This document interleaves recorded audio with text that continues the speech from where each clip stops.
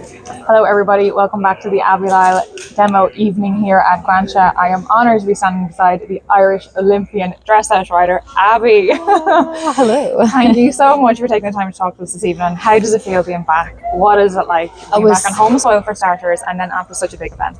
It's wild and it was so lovely. I feel very, very touched because it was so nice to do this in front of like people that I haven't seen in 15 years, people that I've known for years, and just like people that have inspired me through the years as well.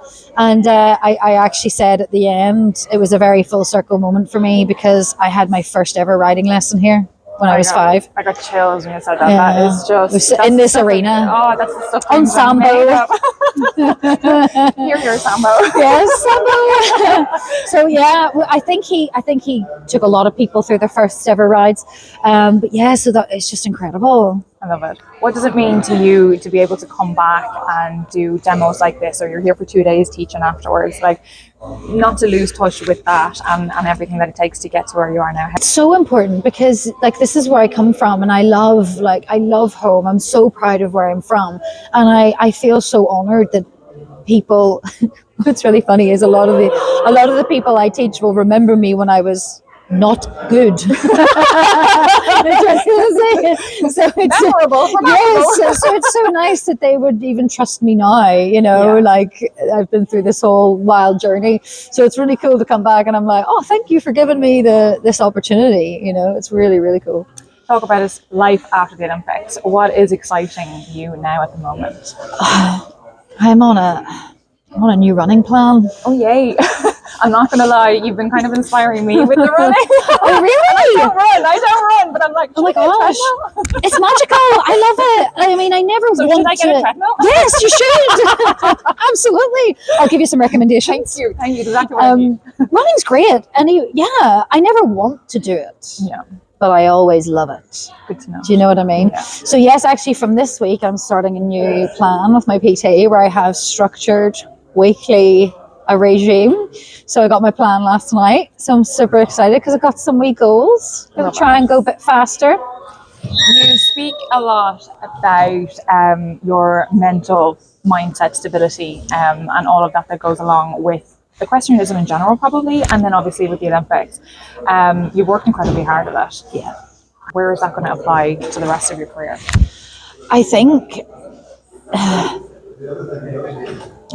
it's not even the career, it's just life. It's just every day. Like, my biggest goal, probably, if I'm just really honest, I didn't know that I could ride under pressure. That was one thing that I had, because I'm a person that I never need to be motivated.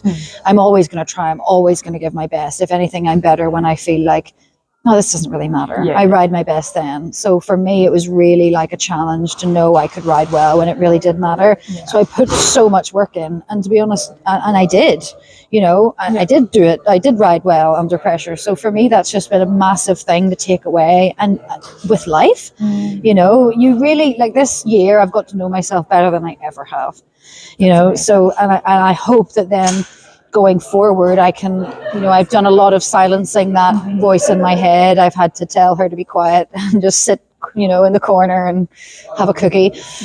So I think I've done that so much with her. I hope that I can continue doing that so that I can keep progressing and just keep trying to better myself and just getting stronger in my mind. I love it. It's really, really fascinating to listen to you having gone through challenges. What would have been the biggest challenge that you would have faced with the horses so far to date? This year, yeah, definitely, because like I say, it was. And yet you'd do it again. Yeah, I know. I know. It's so crazy.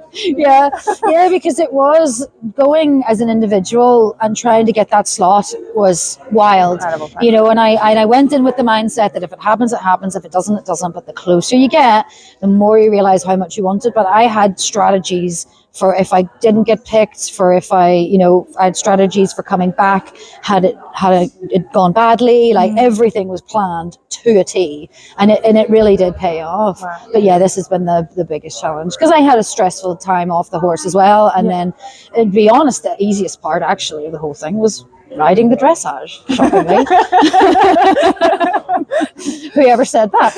But yeah, that was the easiest part, and it was just trying to keep myself every day, not losing sight of what was important. It doesn't need to be too much, not going, I just saw someone else that's competing at Paris. I just saw their pirouette on Instagram and it was so much better than my pirouettes, and I need to now make my pirouettes better a week before.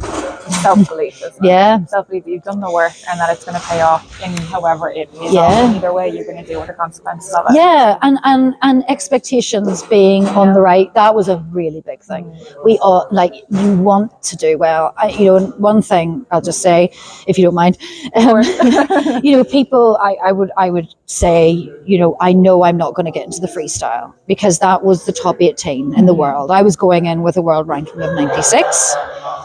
The freestyle was the top 18, and I would say, I'm not going to get into the freestyle, and people would say, no, don't think like that, you should be positive. And I'm like, no, I am being positive, I'm being realistic. If I go to this thing and think I really want to get into the freestyle, I'm going to be really disappointed if I don't, rather than I knew what score I wanted, I had it, and I surpassed it. So brilliant. Amazing.